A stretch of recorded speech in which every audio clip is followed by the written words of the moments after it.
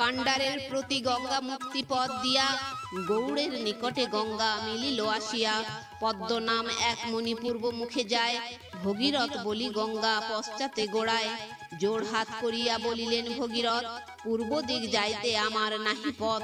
পদ্মমণি লয়ে গেল নাম পদ্মাবতী, ভগীরথ সঙ্গেতে চলিল ভাগীরথী। সাপ বাণী সুরধ্বনি দিলেন পদ্মারে, মুক্তিপদ যেন নাহি হয় তব নীরে। একবার গেল গঙ্গা ভৈরব বাহিনী, আর বার ফিরিলেন সাগর গামিনী। অজয় গঙ্গার জল দিল দর্শন, শঙ্খধ্বনি করেন যতেক দেবগণ। শঙ্খধ্বনি ঘাটে যে বা নর স্নান করে, অযুত বৎসর সেই থাকে স্বর্গপুরে। নিমিষেতে আসিলেন নামে ইন্দ্রেশ্বর, গঙ্গালয়ে ভগীরথ চলিল সত্তর।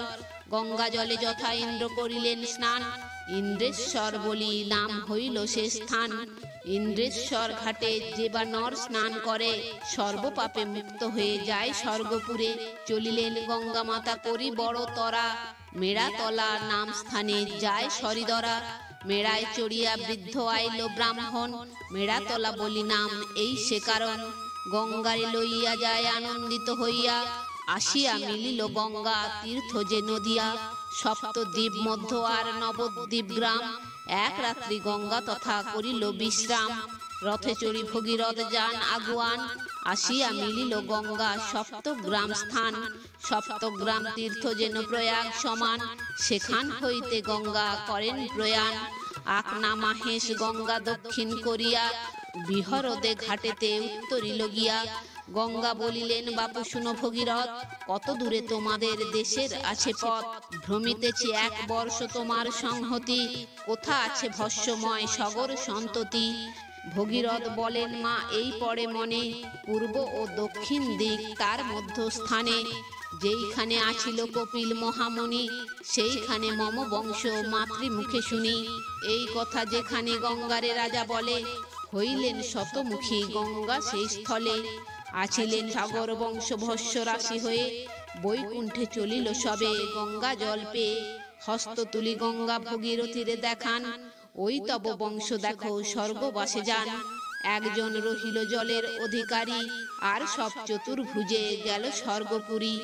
বংশমুক্ত হইল দেখিয়া ভগীরথ, গঙ্গাকে প্রণাম করি হইল হর্ষিত। গঙ্গা বলে দেশে যাও রাজার নন্দন, সাগরের সঙ্গে আমি করিব মিলন। মহাতীর্থ হইল যে সাগর সঙ্গম, তাহাতে যতে পুণ্য কে করে বর্ণন। যে গঙ্গা সাগরে নর স্নান দান করে, সর্বপাপে মুক্ত হয়ে যায় স্বর্গপুরে।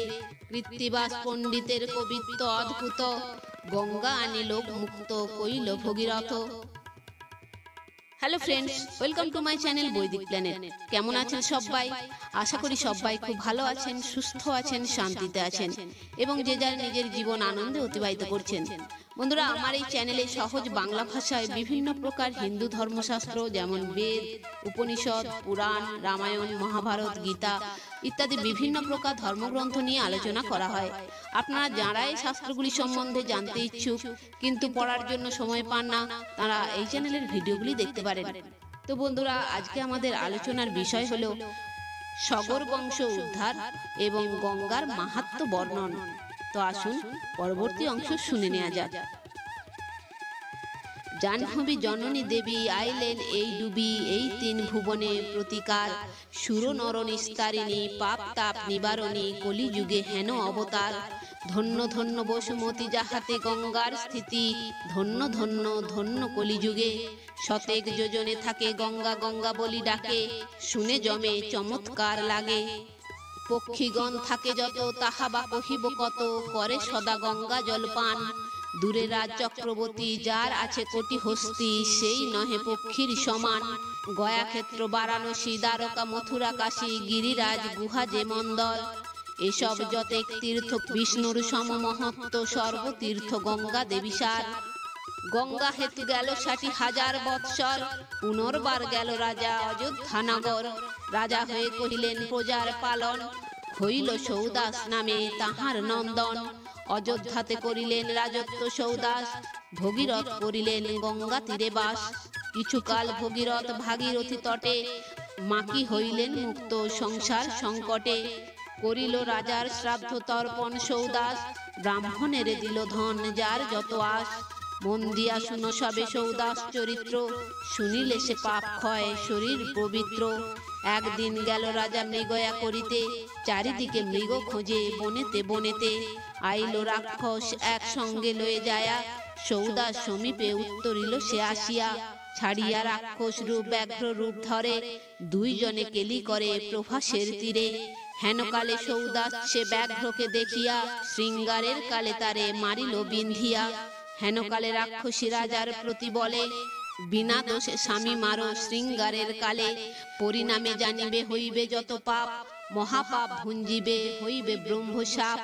এতেক বলিয়া সে রাক্ষসী গেল বন, মন দুঃখে গৃহে রাজা করিল গমন। পাত্র মিত্রগণে রাজা করিল আহ্বান, বশিষ্ঠ মুনিরে আগে করিল সম্মান।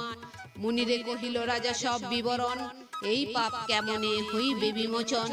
পুরোহিত বশিষ্ঠের অনুজ্ঞা শ্রবণে, অশ্বমেধ করিলেন শাস্ত্রের বিধানে। যজ্ঞ পূর্ণে দিল রাজা যজ্ঞের দক্ষিণা, বিদায় হইয়া যবে গেল সর্বজনা। হেনকালে সে রাক্ষসী ভাবে মনে মন, মম বাক্য ব্যর্থ হবে বুঝেছি এখন। আপন রাক্ষসী রূপ দূরে ত্যাগাইয়া, বশিষ্ঠ মুনির রূপ ধরিয়া আসিয়া। সৌদাস রাজার কাছে কহিল বচন, আজি মাংস খাবো রাজা তোমার সদন। রাজা বলে মৃগ মাংস করিয়া আরোহণ, সেই মাংস খাইবারে গেল তব মন। স্নান সন্ধ্যা করিয়া আইস মহামুনি, করাইব তব মাংস রন্ধন তখনই। বশিষ্ঠের রূপ তবে দূরে ত্যাগিয়া, প্রাচীন বিপ্রের বেশ ধরিয়া আসিয়া। মনুষ্যের মাংস লয়ে করিল রন্ধন, বশিষ্ঠকে ডাকে রাজা করিতে ভোজন। যজমান বাক্য মুনি লঙ্ঘিতে না পারে, উপস্থিত হইলেন রন্ধন আগারে। বসিলেন মুনি তবে করিতে ভোজন, রাক্ষসী মনুষ্য মাংস দিল সেইক্ষণ। থাল কোলে থুইয়া রাক্ষসী গেল ঘরে, দেখিয়া মুনির ক্রোধ বাড়িল অন্তরে। মনুষ্যের মাংস দিয়া করো উপহাস, তুমি ব্রহ্ম রাক্ষস যে হও সে সৌদাস।